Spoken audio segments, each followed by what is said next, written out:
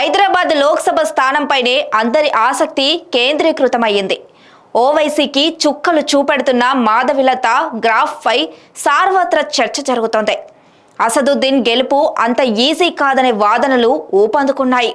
రెండు పార్టీల మధ్య ఓటు షేరింగ్ తేడా 2% అంటూ సర్వేలు చెబుతున్నాయి. అసలు సంగతి ఏంటో చూద్దాం పదండి.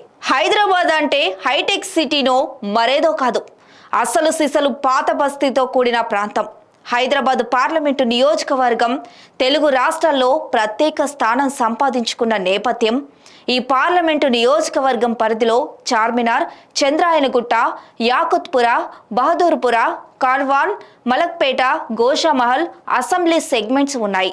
ఈ 7 అసెంబ్లీ నియోజకవర్గాల్లో 6 మజ్లిస్ పార్టీ గత కొన్ని దశాబ్దాలుగా తన జెండా ఎగరేస్తూ వస్తుంది. అది పార్లమెంటు ఎలక్షన్లో దానికి కలిసొచ్చే అంశం.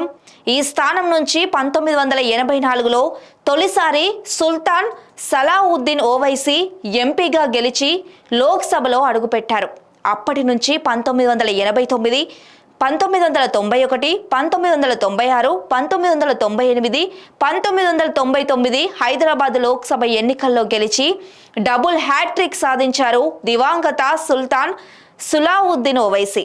ఆ తర్వాత ఆయన పెద్ద కుమారుడు అసదుద్దీన్ ఓవైసీ 2004 నుంచి పార్లమెంటు స్థానం నుంచి వరుసగా 2009, 14, 19లో వరుసగా 4 సార్లు హైదరాబాద్ పార్లమెంటు స్థానం నుంచి గెలుస్తూ వస్తున్నారు. కానీ 2024 లోక్సభ ఎన్నికల్లో మాత్రం అసదుద్దీన్ ఓవైసీ గెలుపు అంత ఈజీ కాదనే వాదన సర్వేలు ఘోషిస్తున్నాయి. అందుకే లోపాయకారిగా ఎంఐఎం పార్టీకి కాంగ్రెస్, బీఆర్ఎస్ పార్టీలు అక్కడ డమ్మీ అభ్యర్థులను నిలబెడుతూ సహకరిస్తూ వస్తున్నట్లు బీజేపీ వాళ్ళు చేస్తున్న వాదన. 2009 పార్లమెంటు డీలిమిటేషన్ ముందు వరకు హైదరాబాద్ పార్లమెంటు పరిధిలో చేవెళ్ల, తాండూరు, పరిగి వంటి గ్రామీణ నియోజకవర్గాలు ఉండేవి.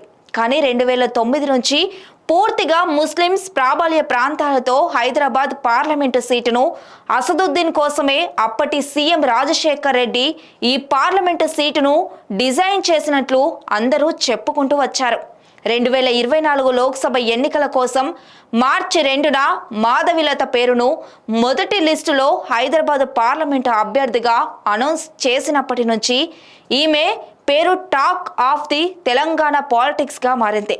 ఈమె పేరు ఇప్పుడు దేశవ్యాప్తంగా మారుమోగుతోంది. 2019 ఎన్నికల్లో రాహుల్ గాంధీపై పోటీ చేసిన స్మృతి ఇరానీని గుర్తుకు తెస్తోంది మాధవిలత. తాజాగా ఈమె నేషనల్ మీడియాలో రెగ్యులర్ గా వచ్చే టీవీ షోలో పాల్గొని దేశవ్యాప్తంగా పాపులర్ అయ్యారు. ఇక పాత బస్తీ వంటి సున్నిత ప్రాంతం నుంచి పోటీ చేస్తున్న మాధవిలతకు ఇతర పార్టీల నుంచి కొంత థ్రెట్ ఉందని ఇంటెలిజెన్స్ వర్గాలు హెచ్చరించడంతో కేంద్రం ఆమెకు వై కేటగిరీ భద్రతను కేటాయించింది. హైదరాబాద్ పార్లమెంటు స్థానం నుంచి 10 సార్లు గెలిచిన ఎంఐఎం పార్టీ అక్కడ ప్రజలకు ఏం చేయలేదని వాదనతో మాధవిలత రంగంలోకి దిగింది.